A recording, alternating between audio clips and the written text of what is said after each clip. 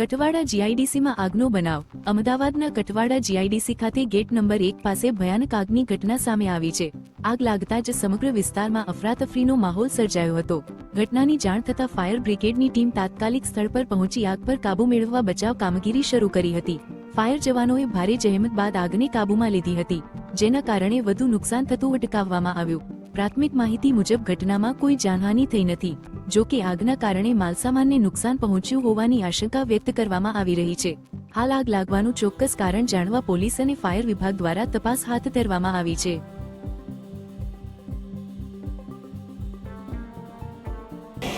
અહીંયા ઘટના શું બની છે જે આગ લાગી છે? આમાં શું છે કે આમાં લોકો વેસ્ટેજ ગમે એવું નાખતા હોય છે, બરોબર છે। દરેક કંપનીઓના બધી કંપનીઓ વેસ્ટેજ એવી રીતે નાખતા હોય છે, એમાં કોઈ જાતના કેમિકલો કે એવી આગ લાગે ને એવી વસ્તુ નાખતા હોય છે, એના હિસાબે આ આગ લાગે છે ને આગ પહેલી વાર નહીં, 4થી 5મી વાર આગ લાગે છે, બરોબર છે।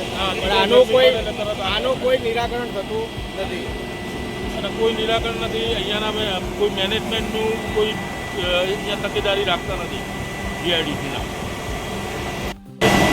આના માટે આ પોલ્યુશન જુઓ, કેટલું પોલ્યુશન છે, કેટલું પોલ્યુશન થાય છે। હવે જીપીસીબી વાળાને આ ધ્યાન દોરવાની જરૂર છે અહીંયા કે આટલું બધું પોલ્યુશન થાય છે। ગુજરાત પોલ્યુશન કંટ્રોલ બોર્ડને બી આ જાણ કરવા વિનંતી આ બધી બાબત। અને અહીંયા કોઈ માનો કે જાનહાનિ બી થઈ શકે છે। આ ગુજરાત અહીંયા બાજુમાં જ કંપની છે, આ કંપનીમાં પહોંચી જાય તો આખી કંપનીની હાલત બગડી જાય। જ્યાં આગ લાગી છે એની બાજુમાં ટોરન્ટ ટાવર આવેલું છે, એ વિશે શું કહે? એની હાઈ ટેન્શન લાઇનના હિસાબે આ પ્લોટ ખાલી છે। આ પ્લોટમાં આ લોકો કચરો નાખે છે, આ કચરો નાખે છે ને આ વસ્તુ ખોટી છે, બટ આ લોકોને કોઈ એમાં સુધારો આવતો જ નથી। આ 4થી અને 5મી વાર આગ લાગી છે, બરોબર છે ને। આવી રીતે ફાયરની 5-5, 4-4 ગાડીઓ આવે છે।